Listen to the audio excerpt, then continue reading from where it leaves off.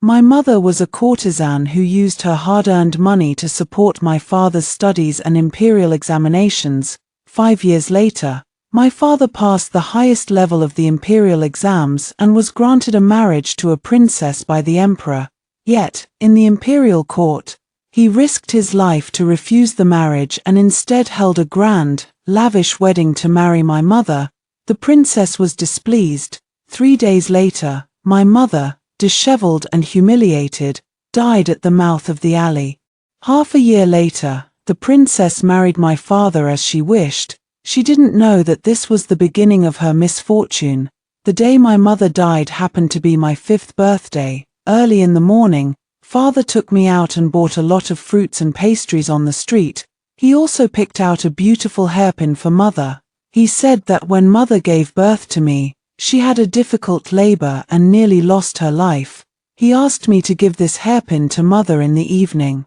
I smiled and agreed. The hairpin had a lotus pendant, which was mother's favorite. I knew she would be delighted to see it.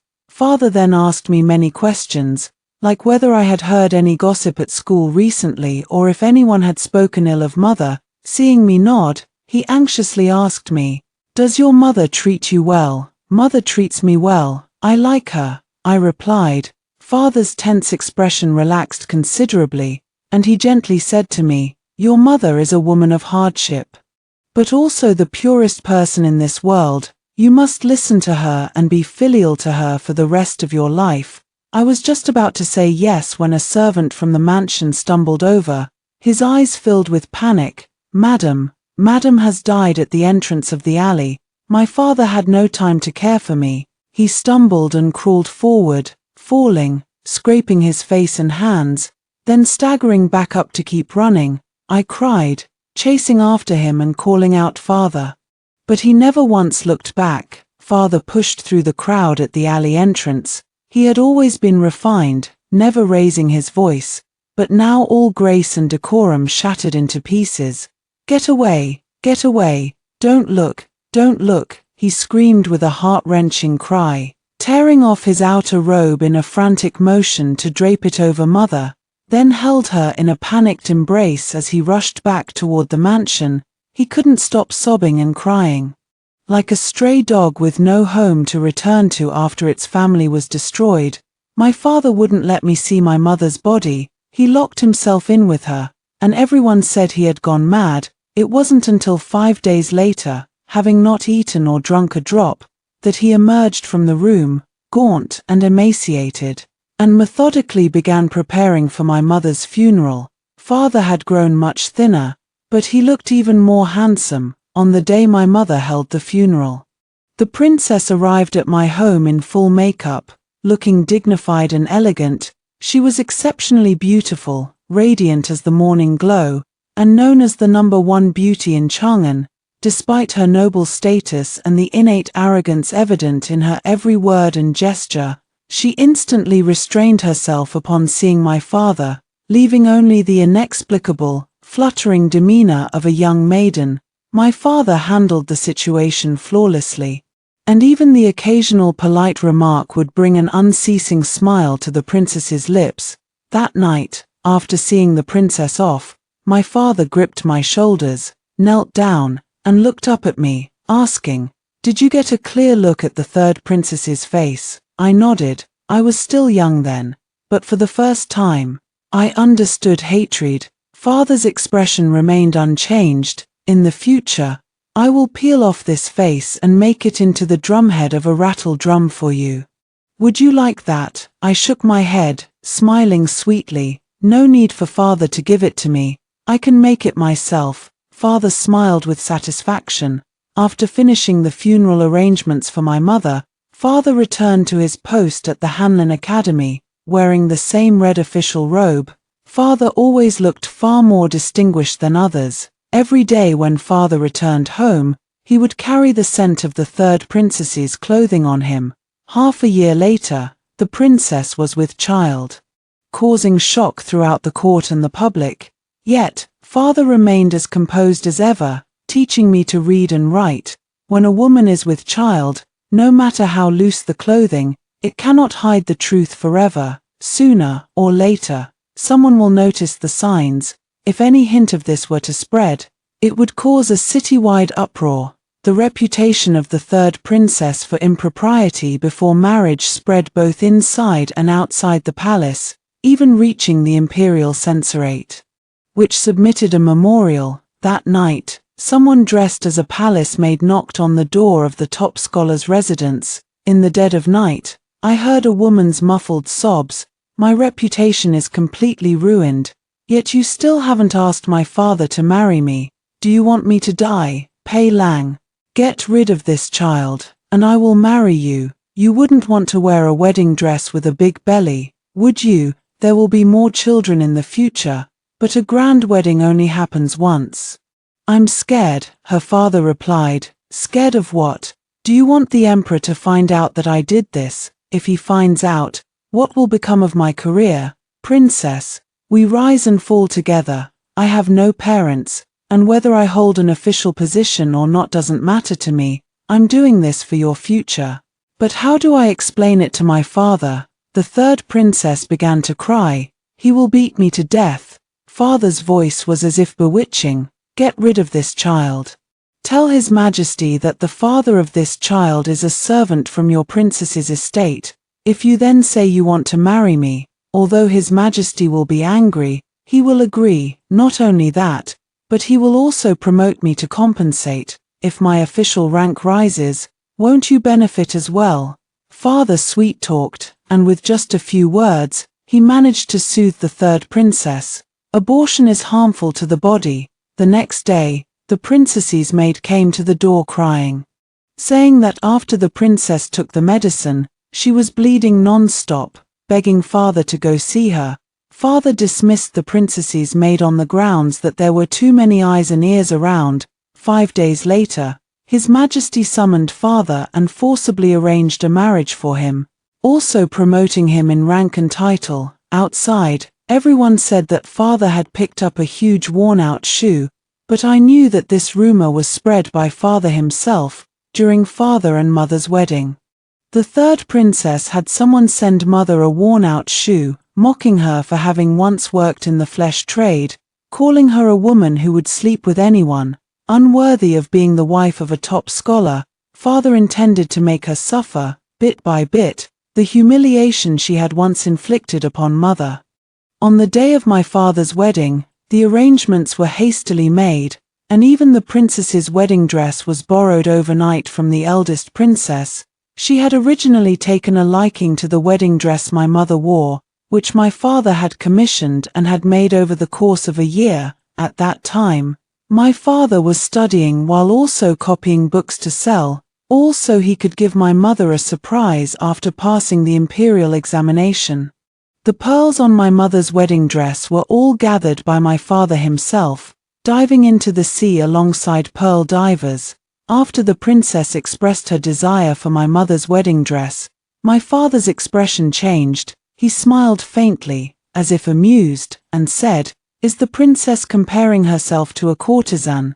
The third princess thought her father was just flirting with her, so she pushed him away in a mix of embarrassment and annoyance. I am a princess. How could I be compared to such a lowly woman? The chill in her father's eyes grew even deeper. Indeed, there is no comparison. The princess thus gave up the idea of wearing my mother's wedding dress.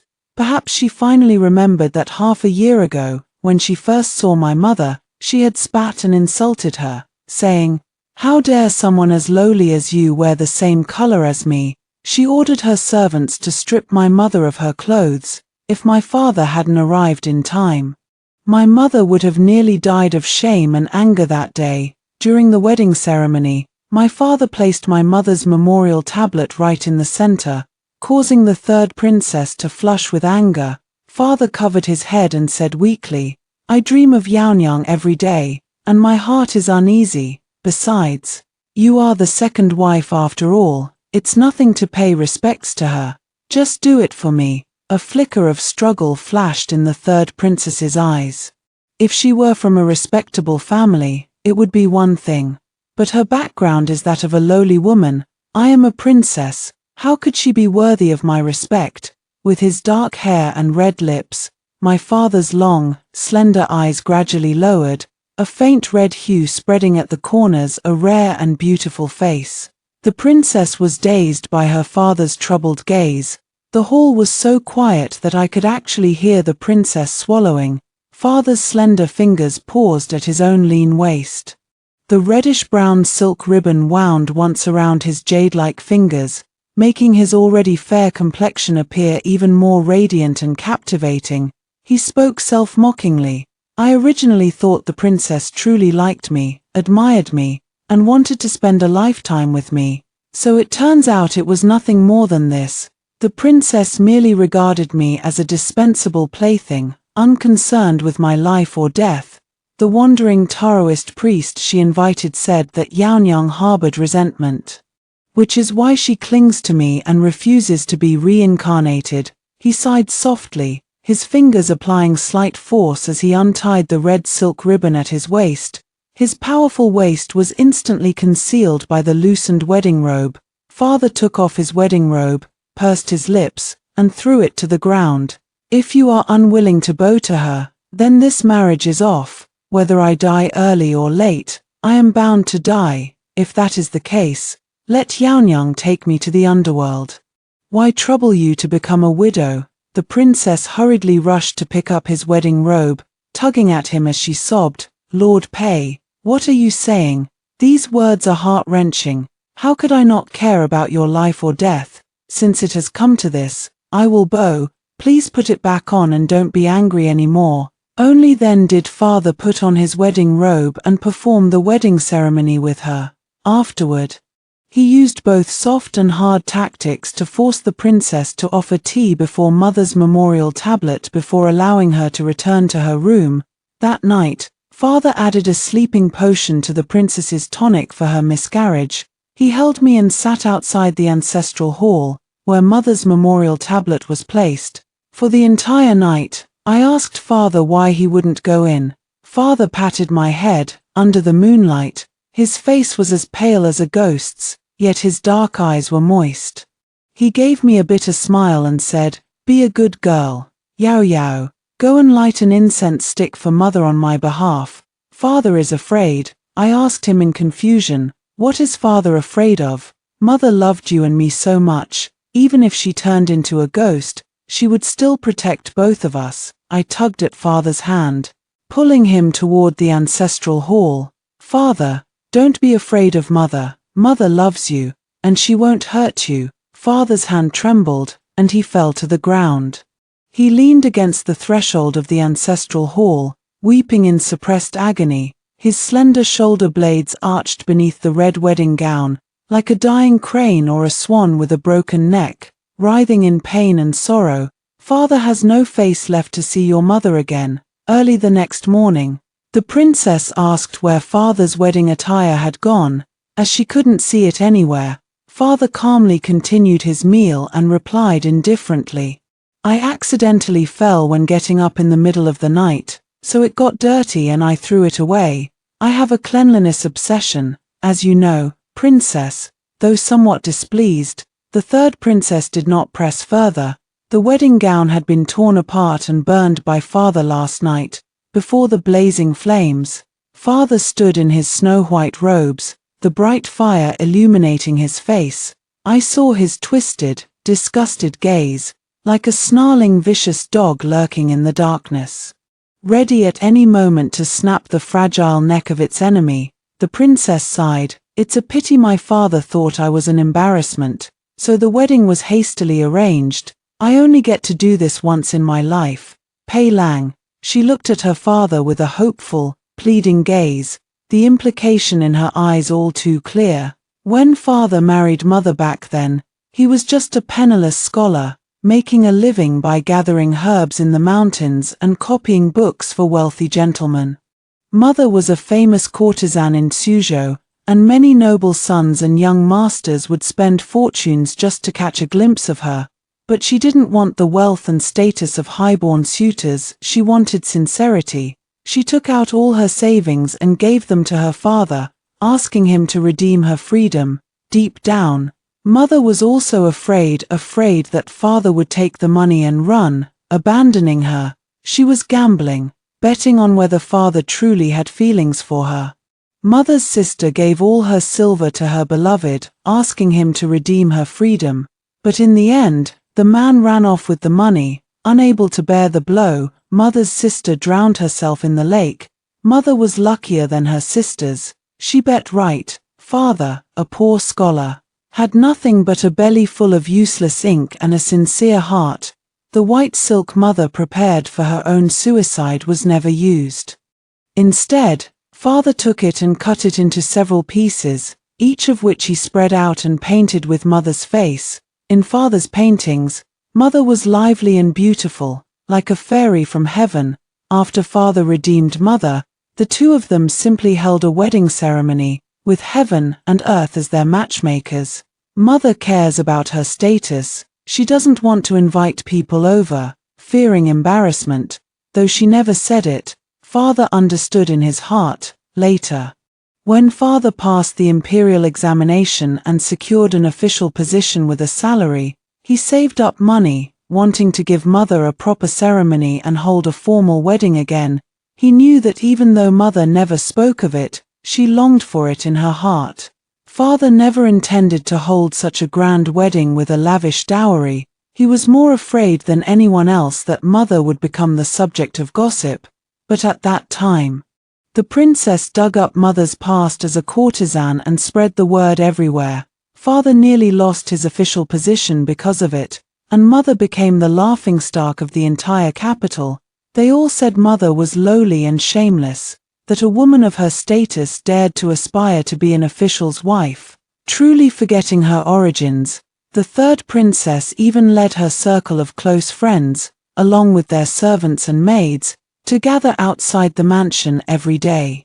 Deliberately uttering vulgar words for mother to hear, father held a grand wedding to tell mother, and to tell all the onlookers in the capital, that the so-called lowly woman they spoke of was his beloved, the best person in the world. He spent all his savings to hold another wedding for mother at the peak of the slander and gossip. The wedding dress was the finest. Even the mandarin ducks entwined on the wedding quilt were sketched by father himself. And the large pearls on the phoenix crown and ceremonial robes were personally gathered and strung by him. No one expected father's actions, and the third princess was so furious that she shut herself indoors. Those who had mocked mother fell silent, only to start cursing father even more viciously, calling him blinded by lust. They despise and look down on mother, yet at the same time, they envy her more than anyone else. The third princess now brings up the wedding matter merely to hint to father that he should hold another ceremony for her in the future. The wedding she desires must be even more splendid than mother's was back then. But she has miscalculated. How could father possibly agree? Her eager gaze fell upon father's face. He set down his chopsticks and offered a gentle smile. Glorious, is it? The princess's smile at the corner of her lips froze.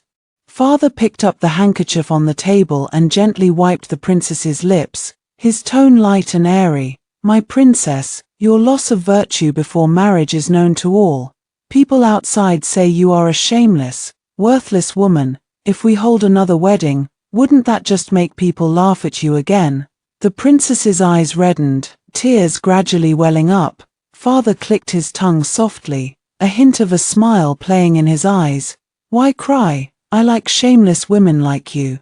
The skills you show in bed are far better than those lowly brothel prostitutes. Men enjoy this kind of thing, you should take pride in it. The princess threw herself into his arms, sobbing and crying.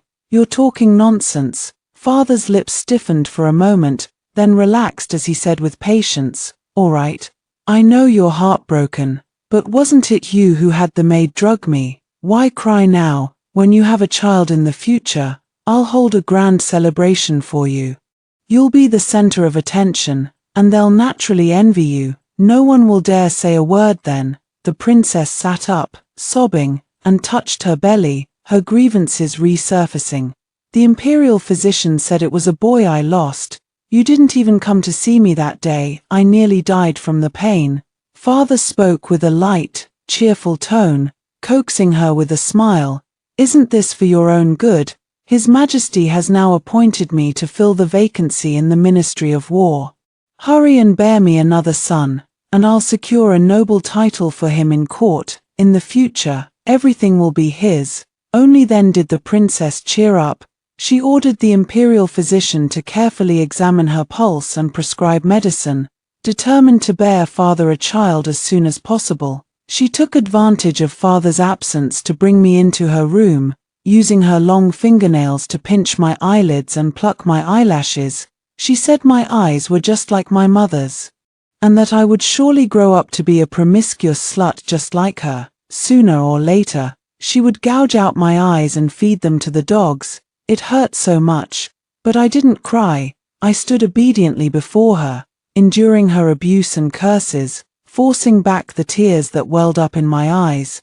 I refused to cry in front of her. One day, I would make her cry before me, weeping and wailing in agony, at the very least, more painfully than I ever had. One day, I couldn't bear it any longer.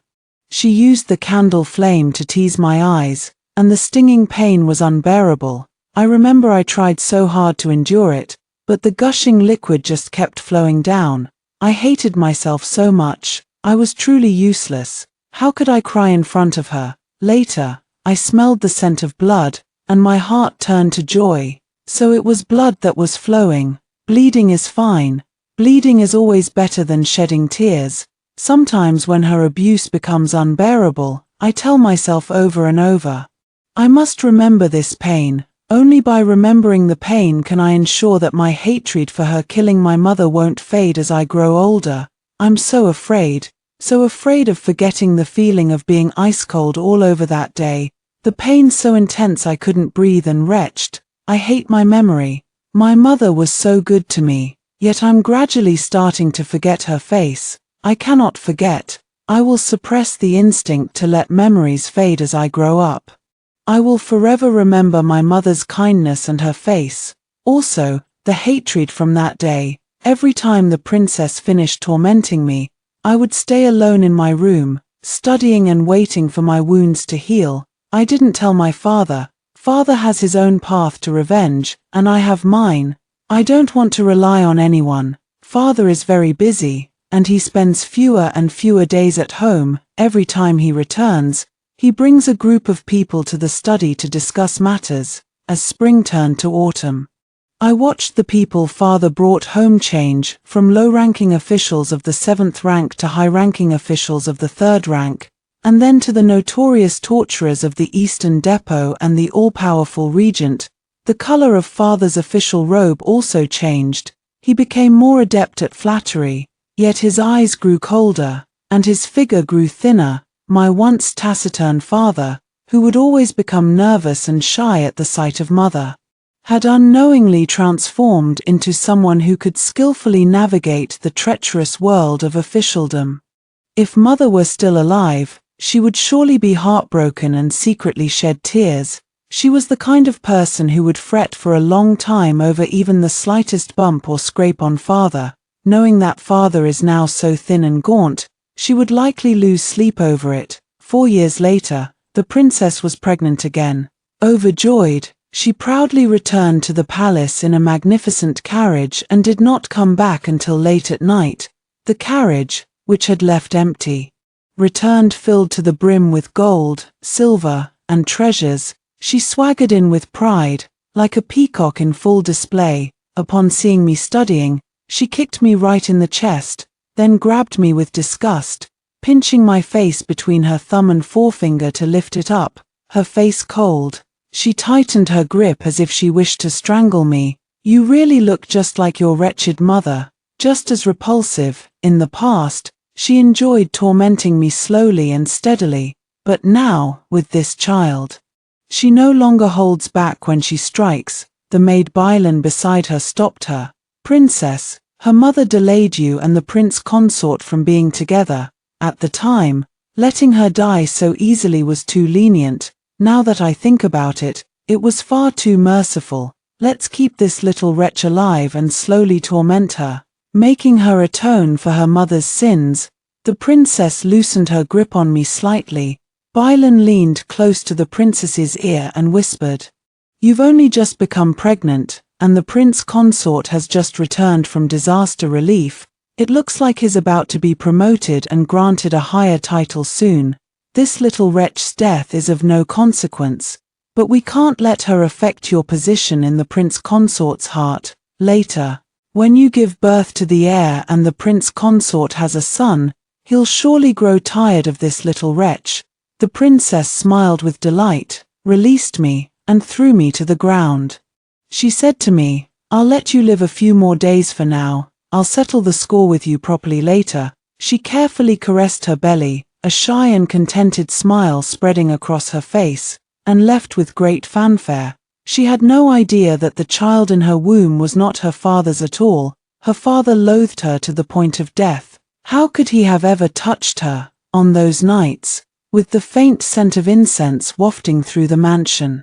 Whether it was beggars or death row inmates from the imperial prison who entered the princess's bedchamber remained entirely unknown. Her father had secretly tracked down the ruffians who had raped and murdered her mother. They knelt before him, begging for a chance to live.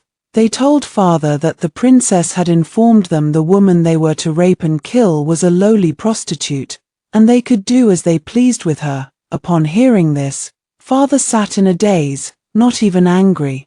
When he came to his senses, he burst into an unusually loud laugh, repeating the word lowly over and over until he had exhausted all his strength. Then, clutching his head, he struggled to kneel and gasp for breath, his face already streaked with tears. The next day, in the room next to mother's ancestral hall, father skinned 5 men in front of me, turning their hides into beautiful lanterns. When skinning the first man, the process was intermittent, but father's hands were steady. His gaze sharp and terrifying, as splatters of blood sprayed onto his face. He is truly terrifying, like a vengeful ghost from hell come to claim lives. Yet the look in his eyes when he gazes at me is filled with laughter. They were right, father has gone mad. He beckons me over, asking with a smile if I am afraid. I shake my head and say I am not afraid. I am father's child, how could I possibly be scared?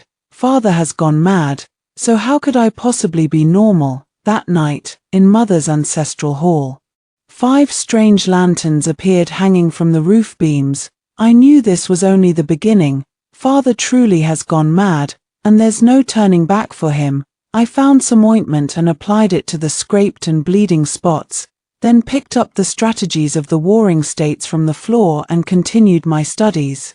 Father did not want me to learn music, chess, calligraphy, painting, needlework, or other feminine crafts. Instead, he hired the finest tutors to teach me the 4 books and 5 classics, as well as the 6 arts of a gentleman. I understood father's intentions and knew what he was planning to do. I could not hold him back. It's a pity, though I am my mother's daughter, I did not inherit even a trace of her kindness or gentleness. Instead, I am just as ruthless and cunning as my father. That night, the princess held a grand banquet at the estate, and father returned very late. The princess happily shared the news of her pregnancy with her father, Pei Lang. It's been over 4 months now. The imperial physician says that based on the signs, it's almost certainly a boy. A faint, ambiguous smile appeared on her father's face. He had grown very thin, making his features even more sharply defined. Even when he smiled mockingly, he could still captivate people's hearts and minds. Is that so? Her father raised his glass to her, smiling as he said, "Congratulations." Laughing and laughing, he then burst into hearty laughter, downing several cups in a row. The princess's cheeks flushed red, and she was overjoyed. "Is it really that delightful?" Father scoffed. Naturally, he had drunk so much wine that his steps were already unsteady. He cupped the princess's face with his fingers and asked with a smile, "The princess is only in her 20s, yet why does she look so much older?" The smile on the princess's face froze. What she cared about most was her flower-like appearance, and father's words struck her like a thunderbolt. "Pei Lang, am I old?" Her voice trembled, on the verge of tears. Father released his grip on her face and instead grabbed Bai Lan's hand, murmuring drunkenly, "I had no idea the princess had such a lovely maid by her side." With that, father slumped onto the table and fell asleep. The princess, enraged, slapped Bai Lan across the face. Bai Lan knelt down, kowtowing repeatedly until her head bled, pleading for mercy all the while. The princess ordered someone to bring the bronze mirror. The flesh on both sides of her cheeks trembled almost uncontrollably as she stared fixedly at her own reflection, scrutinizing it from left to right. Then grabbing Bai Lan's face and glaring at it intently, her voice was icy as she asked the people beside her, "Am I more beautiful, or is this wretch more beautiful?" A large crowd knelt down in a flurry around her. "Naturally, the princess is more beautiful," she laughed, but the smile did not reach her eyes, making her entire face appear twisted and venomous. "Since the prince consort praised you for being fresh and lovely, then you should throw yourself into the well. Someone as fresh and lovely as you deserves to be drowned in water. Don't you all agree?" Bai Lan was the maid who had served her since childhood. The person kneeling on the ground hurriedly pleaded for her, and for themselves as well. A trusted maid like Bai Lan could be sentenced to death by the princess over a single word from the consort.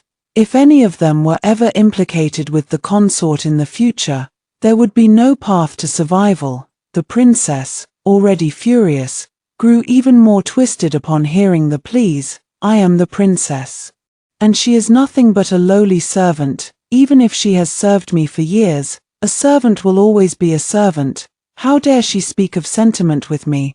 The master will always be the master, and the servant will always be the servant. Drag her away, throw her into the well." She went mad. Smashing the mirror held by the maids, Bai Lan collapsed to the ground in despair. Who could have imagined that just a quarter of an hour ago, she had been the princess's trusted confidant? Basking in such glory, Bai Lan is dead. When father woke up the next day, someone came to report that Bai Lan's body had been soaking in the well until it turned pale. Father sighed with an unclear meaning. What a pity. When these words of pity reached the princess's ears, she was once again driven mad, smashing many things and pointing at the slightly attractive maids in the room, calling them seductresses. The next day, another human skin lantern appeared in mother's ancestral hall. The palace maid named Bai Lan was once the vanguard of the princess's bullying of my mother, leading others to throw things and spit at her, and even hurling indirect insults at my mother outside the mansion, trampling on her reputation. Father used a borrowed knife to kill, demanding repayment of this debt from Bai Lan. You see, wrongdoings always have to be repaid. The servants in the princess's mansion suffered greatly, especially the maids who were even slightly attractive. The princess was suspicious and paranoid all day long, and it wasn't until the maids were replaced with a group of plain-looking, stout-figured ones that her temper finally improved a bit. Father has hardly been coming home lately. He spends all his time with the head eunuch of the Eastern Depot, investigating officials for corruption, bribery, and selling official positions, and throwing them into prison. The smell of blood on father's body has grown increasingly heavy. The princess hadn't seen her father for half a month, and upon learning that he had just raided a brothel, she couldn't sit still despite her pregnant belly. She smashed the tea set and shouted like a shrew, "Bring Peiyu back, bring him back." When father returned, the bloodstains on his body hadn't even been wiped clean. A drop of blood had congealed beneath the corner of his eye, and he exuded an alluring, almost demonic aura. The faint scent of blood lingered in the air, drifting to the tip of the nose. In such an environment, father was even more captivating than when he was clean and tidy. The princess threw herself into father's arms, sobbing, "Pei Lang, why haven't you come back to see me? I can't sleep at night, I'm so scared. Are you keeping a woman outside?" Father deliberately wiped the still wet bloodstains on his hand across her face and chuckled lightly. "What nonsense are you thinking? Nowadays, father holds immense power in the court. Serving as the emperor's right-hand man, even a princess cannot shake him in the slightest." The princess sniffled, her nose red from crying. Where have you been? Why haven't you come home for so long? What have you been busy with? Father smiled with a captivating charm and replied softly, busy killing people. The princess was stunned for a moment but quickly regained her indifferent demeanor, complaining with disgust, who on earth requires you to do it yourself? Are all those cruel officials in the imperial prison useless? And you've dirtied your hands? Father stared into her eyes nonchalantly. Aren't you going to ask me who I've killed? She became somewhat interested. Who are they? Father's handsome face showed a rare, genuine smile. The wife of Censor Li, the sister of Vice Minister Jiang, Grand Tutor Shui's second wife, and Princess Minghua. With each name Father mentioned, the princess's smile faded a little more. These were all the accomplices who had helped the princess bully my mother back in the day. The princess's voice trembled. Why? Kill them. Father sighed. Your imperial father is getting older and increasingly obsessed with beauty. These were all official family members who came to the palace to pay respects to the empress but ended up being favored by your father through some twist of fate. 2 of them were even pregnant with imperial heirs. I am carrying out His Majesty's orders. How dare I ask why? Father looked at her with composure, a flicker of excited pleasure crossing his eyes. Why is the princess trembling? She took a deep breath, slowly calming down, and sighed with relief as if having survived a disaster. So that's why. I thought it was because. She quickly stopped herself and didn't continue, saying with disgust, then they truly deserved to die. Daring to climb into Father Emperor's bed right under Mother Empress's nose, they deserved to die 100 times over. It's just that it dirtied your hands. Father's eyes were filled with sarcasm. Indeed, it did. As the year-end approached, the princess was nearing her due date, a few days before she gave birth. She repeatedly urged Father to put aside his official duties and come home to stay by her side. She cried pitifully in her father's arms. And only when he promised her did she laugh out loud, but when the day of childbirth arrived, she was in so much pain that she couldn't stand, nearly fainting, and her father still hadn't returned. Not only did he not return, but there wasn't even a single person in the entire house to lend a hand. She curled up on the floor of her boudoir, groaning in agony. Someone, help! Someone, help! The entire mansion felt as if it were empty, with no one coming, only me. Her sobs echoed all around. I closed my eyes and walked through the corridor, carefully listening to the sound of her weeping, feeling an unusual sense of delight. I pushed the door open, my face filled with worried panic. Princess, what's wrong? When she saw me, she crawled over as if I were a lifeline, grabbed my foot, and said with great difficulty, sweating profusely, hurry, go call for help. I sobbed. There's no one left in the mansion. All the maids have been replaced, and they all ran away.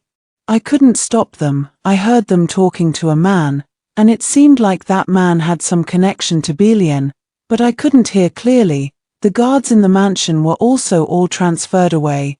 Bielian doesn't have any man. The people in the mansion were transferred by Father, for a woman giving birth. It's like walking through the gates of hell. The slightest misstep could mean 2 lives lost. When Mother gave birth to me, Father anxiously waited outside the door, even breaking it down in his haste. He disregarded all taboos, rushed in, and stayed by Mother's bedside. The midwife and doctor scolded him for a long time, but he didn't utter a word, secretly wiping away his tears. How could he not know the hardship of a woman giving birth? He just wanted the princess to feel pain, to make her cry, to make her scream. The princess weakly pushed me, telling me to go find Father. I cried and said that Father had been assassinated outside, and his fate was unknown. Her vision went black, and she nearly fainted. That night, she endured the pain for 7 or 8 hours, until she was on the brink of death, as if she were about to die. I gently wiped the sweat from her face. She must not die. The doctor, waiting in another room, entered along with the midwife just as she was about to faint, and a new round of screams began. I sat outside the door. watching the sky gradually brighten at the horizon, listening to the loud cries of the baby behind me, and couldn't help but smile silently. It's my turn now. After waiting for so long, enduring for so long, it's finally my turn. I suppressed the spasmodic pleasure in my throat and returned to my usual harmless, dull, and timid demeanor. Father returned 15 days later. When the princess saw his injuries and his pale, weak complexion, her resentment turned into heartache. Pei Lang. I was nearly killed by that wretched maid. Bailan, how are your wounds? Father said he was fine, hastily placated the princess, and then went back to his room to rest. His injuries were real. He had just quelled an internal rebellion. The regent had attempted a coup, and father, in alliance with the imperial guards, suppressed it. Although they achieved a great victory, he was wounded in the process. Yet, I sensed a rare vitality in father, a liveliness he seldom showed in the past. He had always been lifeless, like a walking corpse. It was only later that I understood where the vibrant vitality in my father came from. He had quelled the rebellion of the treacherous prince, and now he held most of the military power in the court. Many of the court officials were his loyal followers. Cultivated over the past 5 years, father was overjoyed that his years of painstaking planning were finally about to succeed. After resting for a few days, my father had mostly recovered and came to see the princess. He deliberately sat by the princess's bedside, gently feeding her soup and telling her amusing jokes to lift her spirits. Just as the atmosphere was perfect, father covered his nose, frowned in disgust, and leaned back. What's that fishy smell? The princess turned pale, then flushed red. She stared blankly at father, instinctively clutching the blanket tighter. Your wounds haven't healed yet. You should go back and rest early. Father pretended not to hear the reluctance and pain in her words, nodded in agreement, stood up, and left. As soon as he stepped out the door, the sound of the princess crying came from inside the room. Father coldly curled his lips and turned to head for the study. Father knew all too well how to hurt a woman, just as he knew how to love one. Mother once told me that father was particularly prone to tears. When she was in confinement after giving birth, he would change her sanitary pads for her. While taking them out to wash, he would secretly wipe away his tears alone. At night, when father helped her clean her body, he would turn her over while crying and tell her they wouldn't have any more children, never again. If he had known how much suffering childbirth would bring, he would never have let her go through it. Mother said he had the temperament of a child, but father is no child. When mother was in her confinement period, father hardly slept a sound night. He had to take care of me, look after mother, and also brew soups and cook meals to nourish mother's body. While washing my diapers, mother gained quite a bit of weight during her confinement, while father looked as if he had been through a prison ordeal, yet he still foolishly smiled with joy. He was so busy attending to every detail, taking care of mother day and night without even changing his clothes, and he knew better than anyone what happens during the confinement period. He deliberately said those things to torment the princess. He knew the princess was of noble birth, which is why he wanted to trample on her dignity, to drive her mad, to make her suffer, to humiliate her. When my mother died, she was 2 months pregnant with a child, its gender unknown.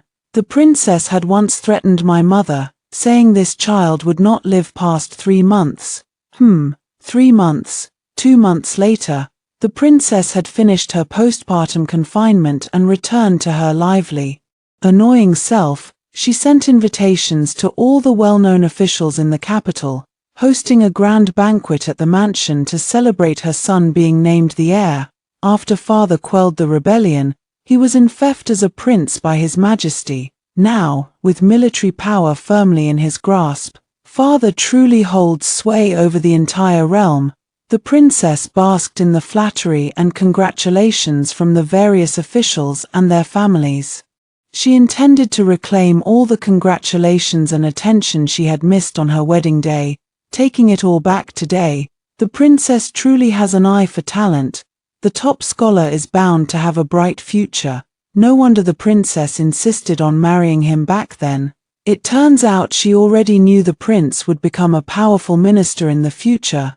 The princess straightened her back, lifted her head, and smiled proudly. After the palace examination, the imperial astronomers and the state preceptor both predicted that Peiyu would become a powerful minister standing above all others, leaving his name in history and revered by generations to come. Such an outstanding man naturally deserves someone like me. That lowly woman should take a look at herself. What is she, after all? Besides, among all the young men in the capital, who could be more handsome than my husband? 100 years from now, my name will forever be tied to his. Future generations will praise us together. We are the perfect match, a true pair of talent and beauty. The surrounding voices of agreement rose and fell in waves. I hid behind the pillar, sitting on the ground with my whole body chilled to the bone. So, all this grand, public pressure to drive mother to her death, and the refusal to allow father's resignation, was all because of a prophecy. Such a vague, elusive prophecy actually cost mother her life and drove father completely mad, turning him into a shadow of his former self, neither human nor ghost. It was all just because of a prophecy. I don't know whether to cry or laugh. I just feel absurd. I also wonder, if the princess's words just now were to reach my father's ears, whether he would cry or laugh. Father would probably go even crazier. Halfway through the banquet, the cradle beside the princess, where the child was lying, suddenly broke. The basket flipped over, and the child fell to the ground, rolling down the steps. Screams erupted all around until the child tumbled into the lake. One moment the princess was brimming with pride and satisfaction. The next she was utterly shattered and despairing. Her agonized cries pierced the heavens. I stepped out from behind the pillar, watching every shift in her expression. I watched as she mirrored my own self from the day my mother passed away, her face pale with the same anguish, her cries echoing the same raw pain. Even the way she stumbled and collapsed to the ground was a perfect reflection of my own past. Who says there is no such thing as shared suffering in this world? Look, isn't she sharing my pain right now? My grief for my lost mother, her grief for her lost son. She took my mother's life on the day of my birth. So I took her son's life on the day of her greatest joy, just under 3 months, a life for the unborn child in my mother's womb. She must suffer as I have suffered, only then will the debt be repaid. I suddenly understood my father. What's so good about killing someone outright? For someone like the princess, who stands so high above others and treats human lives as worthless, she should be made to live on and slowly taste the pain she inflicted on others with a mere laugh. So she knows what it means to regret too late. The princess's mental state was very poor. Ever since her child died, she hasn't been quite right. She shut herself in her room, walking around barefoot while clutching a pillow. She only calms down when she sees her father. Her father feeds her, and as she eats, she begins to break down in tears, apologizing to him. She says she borrowed the cradle hoping to share in the good fortune of the eldest princess's legitimate son. Not knowing it had already been hollowed out by insects, her father comforts her, saying it's all right, there will always be more children. She cried her heart out, and finally collapsed onto her father, sobbing. Peilang, the first time I saw you was when you had just achieved the top rank in the imperial examinations. You rode through the streets on horseback, proud and elated. My cousin had placed second, and he invited you to a tavern for a meal. But you said you had to go back to make soup for your wife, because she would be afraid if she woke from her nap and didn't see you. My cousin told me this as a joke, but I took it to heart. That night, I dreamed that I was your wife, that you made soup for me, coaxed me to sleep, painted my eyebrows by the west window, and played games of poetry and tea with me. I truly wished I could have died in that dream and never woken up. My mother is the legitimate daughter of a noble family, taught from childhood to be dignified and magnanimous. After she entered the palace, she became the empress. My mother had only me, a daughter, She didn't know how to flatter my father like his other consorts did. She was the mother of the nation, and everyone told her to be tolerant and magnanimous, not to be jealous, so she just watched as her husband spent night after night in the beds of other women, and she would only hold me and cry by the bedside. She cried and cried until I grew so annoyed, I swore then that I would find the very best husband in the future, one who would treat me well, dote on me, and belong to me alone for a lifetime. I didn't want to be a failure like my mother, a failure who always gave way. My father had many children, and new ones appeared every year. By the time I was 8, my father couldn't even remember my name. I live in the palace.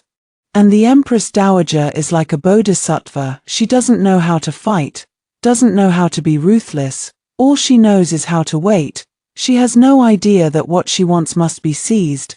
The Emperor's favor must be fought for without fighting.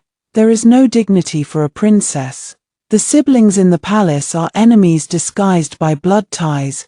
We fight each other only to defend our own interests, only to survive, to live as a princess and a master should. I know you resent me. But Pei Lang, I truly admire you. The Empress Dowager's own love life is a mess. What could she possibly teach me? Over the years, the struggles in the palace have only taught me to seize what I want. You are the one I've set my sights on. I am a princess, so shouldn't you be mine? I drugged you only to make you submit to me willingly. That Yaonyang, she is not worthy of you. The Imperial Astronomical Bureau has also said that we are the most well-matched. How could someone as lowly as her be worthy of a top scholar like you, so full of talent and learning? She is too unaware of her own status. Those who do not know their place cannot survive long in the palace or in the capital. Masters are masters, and those below them are not even human. Their lives are not as precious as our cats and dogs. Pei Lang, it is you who are disobedient. You are too stubborn. You should not have refused me. I am a princess. I am your master, Pei Lang. Do not hate me, love me instead. Okay, let us have another child. I will surely give you a son and heir. Do not take a concubine. I am still young. I am the most beautiful woman in Chang'an. None of them are as lovely as I am. She held her father's face, murmuring incoherently, her words disjointed and rambling. Her father's hands were hidden in his sleeves, his fingers trembling uncontrollably. He was suppressing the urge to strangle her right then and there. It took immense effort for him to restrain the seething hatred in his heart. His eyes softened, and a gentle smile touched his lips. All right, we'll have another child. I won't take a concubine. How could I ever take a concubine? The smile at the corner of his lips deepened as he lifted the princess's face and slowly said, Indeed, the princess is the #1 beauty of Chang'an. In the past, what you loved most was this face of yours. No one is more beautiful than you.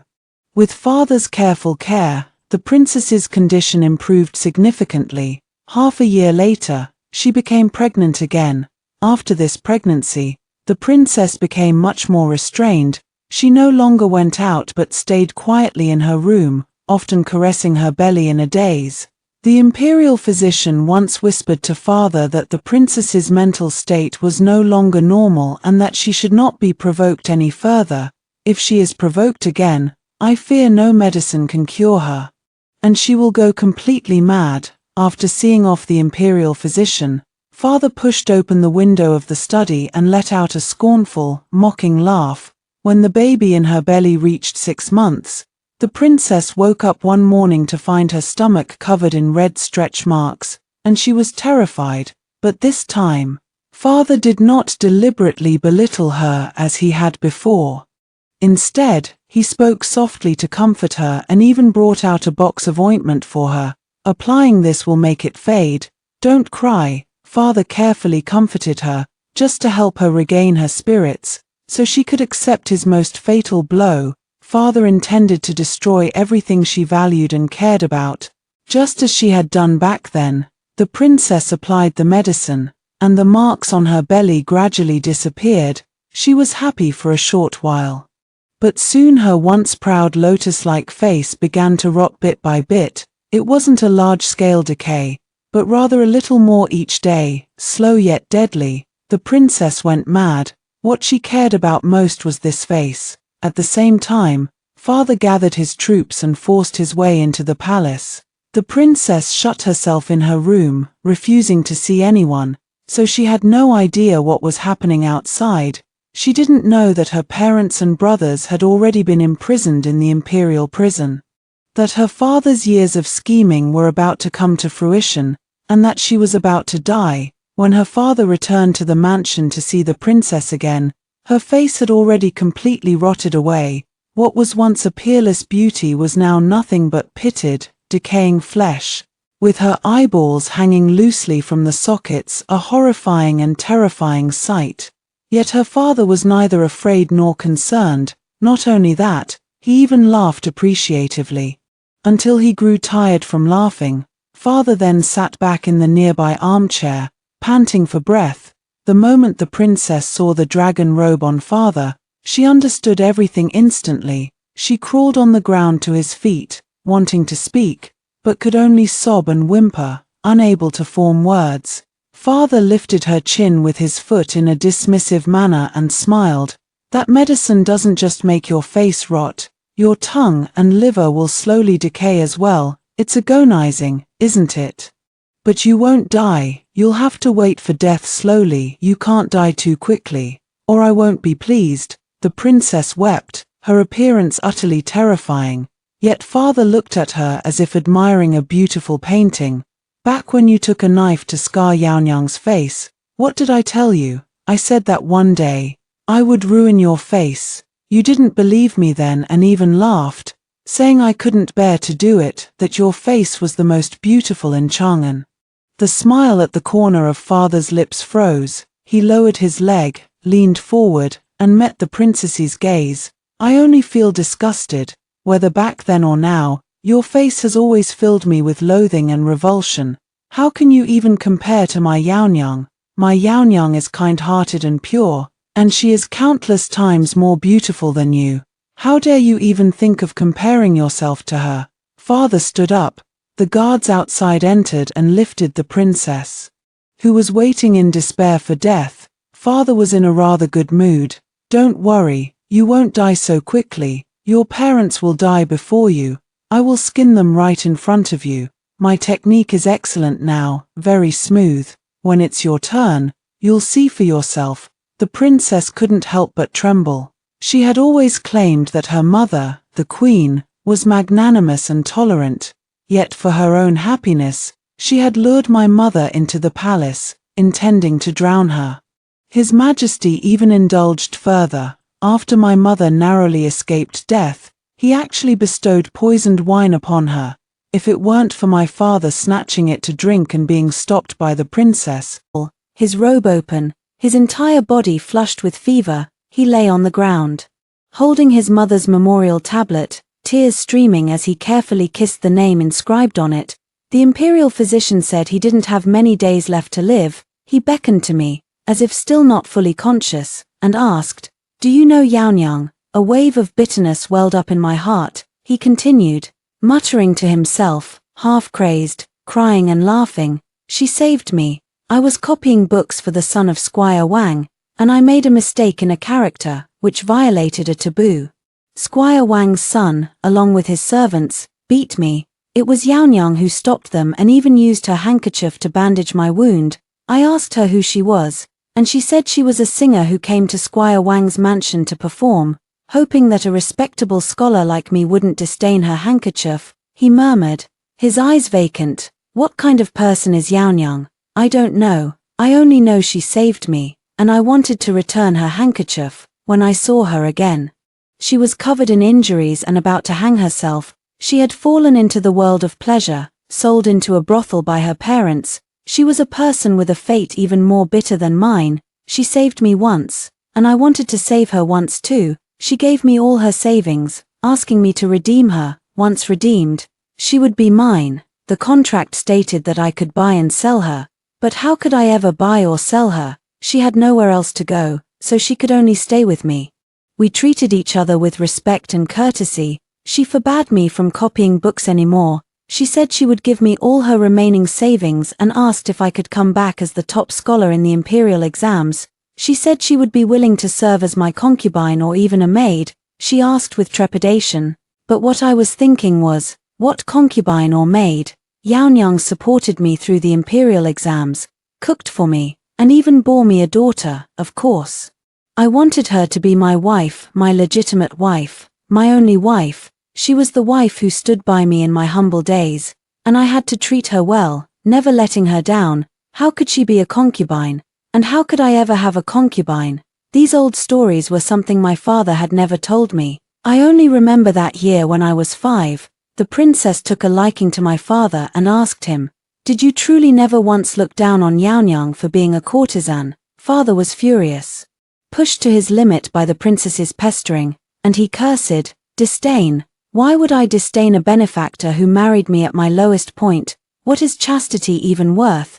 That word shouldn't even exist. It's all nonsense." Yaonyang had no choice, it was the fault of this world, not hers. What wrong has she committed? Her only mistake was being born a woman, sold by her parents into a brothel for 10 copper coins. Yaonyang's heart is purer than all of yours. Purer than all the hypocritical beasts in this world. Yaonyang's chastity lies in her own will, never in the prejudices of worldly eyes. I love Yaonyang. I love her no matter what. I cherish her and will never look down on her. The only one I look down on is you. I snapped out of my memories and saw my father suddenly get up from the ground. He pushed me away, stumbled forward, grabbed the scissors on the table, and forcefully slashed his own face. Blood splattered everywhere. Yet he muttered with a certainty as if he felt no pain, "It's this face's fault. It's all this face's fault." I was horrified, my hands and feet turning cold, and hurried to grab him. He then huddled in the corner, clutching my mother's memorial tablet, sobbing uncontrollably. Blood and tears mixed together as he trembled and cried, gasping for breath, "Nyan Yao, I've disfigured myself. What if Yaonyang doesn't like it when we meet in the afterlife? What if Yaonyang doesn't like it?" The little eunuch supported me and asked what we should do. I held back the sting in my eyes. What should we do? How would I know what to do? The third princess was dead, and with her, the last breath of my father's will to live was gone. Hatred had been what kept him going all this time. Now that the hatred was gone, how could he possibly continue? He appeared calm on the surface, but in truth, he had long since gone mad. He had endured for so many years, and he could bear it no longer. He had no idea how many times his heart had collapsed inside, yet I could not know the collapse within his heart.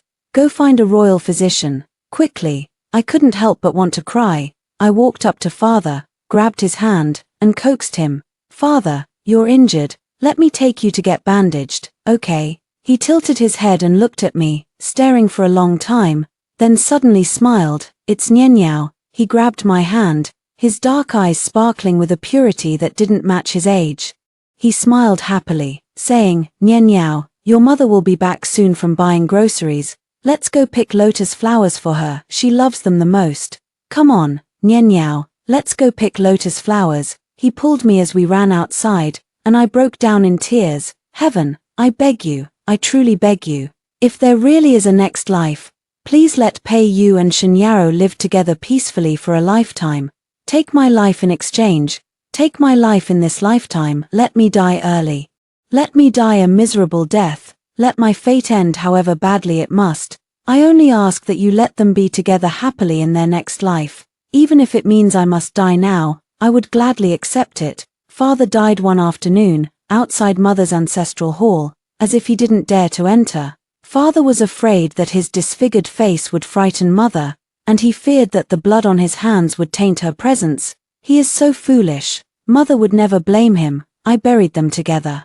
On the way back, the newly appointed royal consort asked me, "Your Majesty, which characters make up your name?" I paused for a moment, enunciating each word clearly. "Pei Nyenyao, the yarrow from Fair Maiden, a gentleman's good match." After hearing the story above, what are your thoughts? Feel free to share your opinions in the comments section. Looking forward to hearing from you. If you liked this story, don't forget to like it, share it, and subscribe to my channel. See you next time.